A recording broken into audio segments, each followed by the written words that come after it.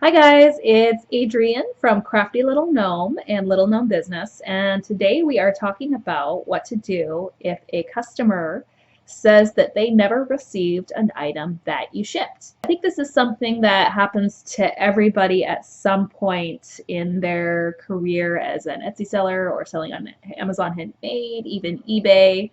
Anytime you have a website where you're selling a physical item to people, there's going to be somebody who says, hey, I didn't get it. And you know you shipped it. You've got the label there.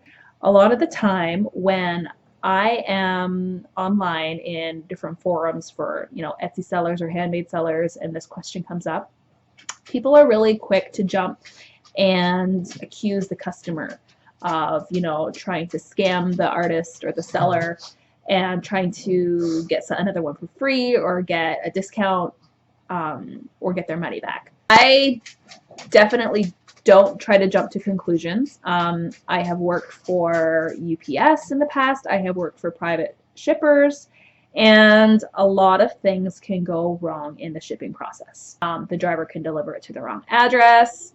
It can be delivered, but somebody else in the family accidentally grabbed it from the porch and didn't tell their spouse or their parents. There are so many ways where it's nobody's fault. It's just either a miscommunication or a misunderstanding. The thing that you need to realize is that if something goes missing during shipping or it doesn't get delivered, it is your job as the shipper to take responsibility for it and find out what happened. Asking your customer to contact the post office and all that isn't really good customer service, and it's not what you should be doing. What you want to do if someone says they didn't get it is check the tracking and see what happens. So a lot of the time it could just be that it's still in transit, or it's not showing any tracking. That's where I would start. The next thing I would do is ask them to check with their neighbors in case the post office delivered to the wrong place or UPS checked with the wrong place. If that comes up with nothing, then I would contact the shipping company, UPS or FedEx or USPS, give them the shipping information, and start opening a claim. What you should be doing to prevent all of this is purchasing insurance. So if you are selling something that you cannot easily replicate, that's going to cost you a lot of money, and you're going to be losing money if it turns out that they never got it and you have to give a refund or you have to remake it, you definitely want to purchase insurance on every item. And you also might want to consider getting signature required. Okay, that's going to save your butt if something happens. Packages from porches is a huge problem now, and it definitely does happen. So that's also a possibility. If it says it's delivered, if UPS says, yes, we have the GPS coordinates, it shows that the package was delivered on the front porch step, but the person is saying that they never got it. In that case, what you want to do is ask them to file a police report. You're going to have them go to their local law enforcement, file a police report saying something that was missing, and ask them for the police report number. That is going to weed out pretty much anybody who is lying.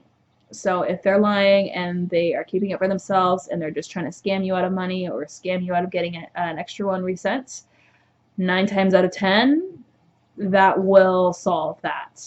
Because if they are in the wrong, the last thing anyone wants to do is call the cops on themselves, and it definitely would not be very smart to do. So have them file a police report, and then that's also something that you're going to need if you did purchase insurance. UPS or FedEx or whatever, they're going to ask you for the police report number, so you're going to have that available. And if the customer makes a big deal about saying, like, hey, like, I shouldn't have to go to the police, like, this is really inconvenient for me, blah, blah, blah, blah, blah, you can let them know and say, well, the courier company requires me to have a police report number in order to get my money back so that I can ship it to you. So put the blame on somebody else, and that will definitely help. With my own items like jewelry, I don't usually purchase insurance unless they are spending more than a certain amount. My items are relatively cheap, and they don't cost me too much to make. So if there was a necklace that cost $20 and someone says, hey, I never got it, and I truly believe them, I'll just make another one and ship it out. It's a lot less trouble for me to do that, and it costs me less over the long run than purchasing insurance and dealing with all of that. It's just, it's going to cost me less to just take care of it myself.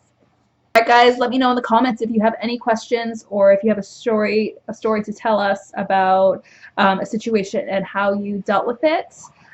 If you like my channel, I have got lots more tips for Etsy sellers. Make sure you like and subscribe.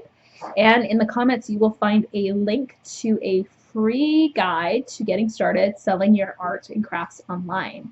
It's totally free and I send it to your inbox. So check it out and we'll see you next time in the next video.